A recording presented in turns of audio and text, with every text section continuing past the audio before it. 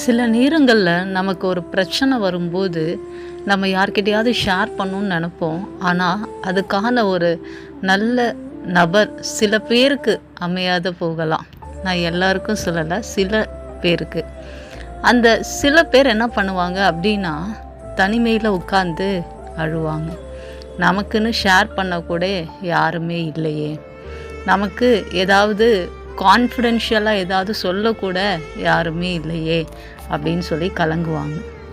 ஒருவேளை அவங்க பெற்றோருக்கு ரொம்ப க்ளோஸாக இருக்கிற நபராக இருந்தால் தன்னுடைய தாயோட இல்லை தகப்பன்மாரோட சொல்லி இந்தந்த காரியங்கள்னு சொல்லிட்டு அவங்க ஷேர் பண்ணும்போது கொஞ்சம் லேசாக அவங்களுக்கு ஒரு பாரம் இறங்குறது போல் இருக்கலாம்.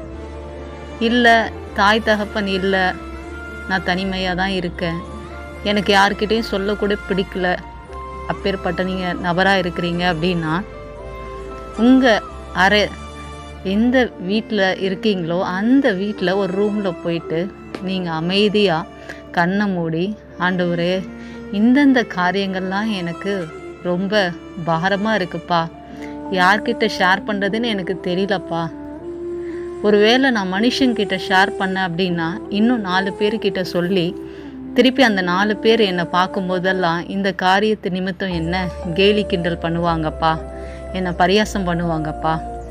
ஆனால் இன்றைக்கி உங்ககிட்ட நான் ஷேர் பண்ணுறேன்ப்பா, நீங்கள் என் இருதயத்தை புரிந்தவர்ப்பா, இந்தந்த பிரச்சனையிலேருந்து நான் எப்படி வெளிவருறதுன்னு எனக்கு தெரியலப்பா, என்னை தேற்றுவதற்கு என்னுடைய தாய் தகப்பன் கூட என் கூட இல்லைப்பா, நீங்கள் தான் ஆண்டவர் என்னை தேற்றணும் அப்படின்னு சொல்லி நீங்கள் கேட்கும்போது ஆண்டவர் நிச்சயமாய் உங்களுக்கு ஒரு தேற்றுதலின் தேவனாக இருந்து உங்கள் எப்பேற்பட்ட பிரச்சனையாக இருந்தாலும் அந்த பிரச்சனையிலிருந்து ஆண்டவர் உங்களை வெளியே கொண்டு வரப்போகிறார்.